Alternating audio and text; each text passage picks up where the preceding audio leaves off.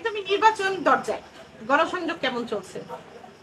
আমাদের তো সারা সখীপুরে গণসংযোগ ভালোভাবে চলছে। আমরা দিন রাত 24 ঘন্টা আমরা মানুষের কাছে যাওয়ার চেষ্টা করছি, আমাদের ভোটারদের কাছে যাওয়ার চেষ্টা করছি, এবং আমি আশাবাদী যে সকল ভোটারও এখন নির্বাচন।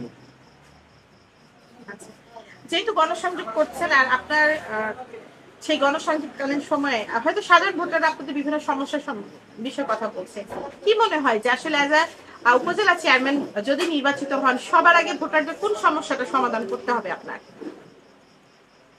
দেখুন, ভোটারদের প্রত্যাশা হচ্ছে যে আমাদের প্রতিনিধিদের কাছে, সেটি মাননীয় সংসদ সদস্য হোক, মাননীয় উপজেলা চেয়ারম্যান হোক, বা যে কোনো প্রতিনিধি হোক, একজন চেয়ারম্যান হোক, সাধারণ জনগণের প্রত্যাশা এখন তিনটা। একটা হচ্ছে যে একেবারেই বিভিন্ন এলাকায় রাস্তাঘাট, যে সমস্ত রাস্তাঘাট, সেই রাস্তাঘাটগুলো তারা চায়, বিদ্যুৎ চায়, আর হলো আপনার জনপ্রতিনিধিদের কাছে তারা সম্মান চায়। এই তিনটার উপর নির্ভর করে ভোটাররা আমাদের কাছে প্রত্যাশা করে।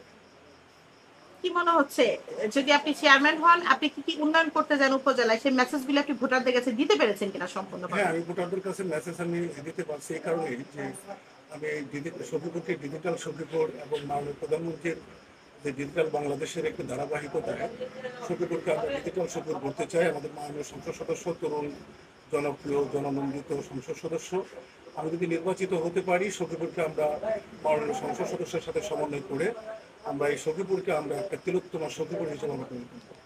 প্রিয় সখীপুরবাসী, আপনাদের সাথে আমি দীর্ঘদিন ছিলাম, আছি এবং আগামী দিনে থাকতে চাই। এই নির্বাচনে সখীপুরের গণমানুষের জাগরণ তৈরি হয়েছে। আমার প্রতীক আনারসের পক্ষে একেবারে খেটে খাওয়া মানুষ, লুঙ্গি পড়া মানুষ, কৃষক শ্রমিক মেহনতি মানুষের একেবারে জাগরণ সৃষ্টি হয়েছে। আমার বিশ্বাস আসিদুল সখীপুরের সর্বস্তরের জনগণ আমাকে আনারস প্রতীকে বিজয়ী করবে, আমি সেই প্রত্যাশা ব্যক্ত করছি।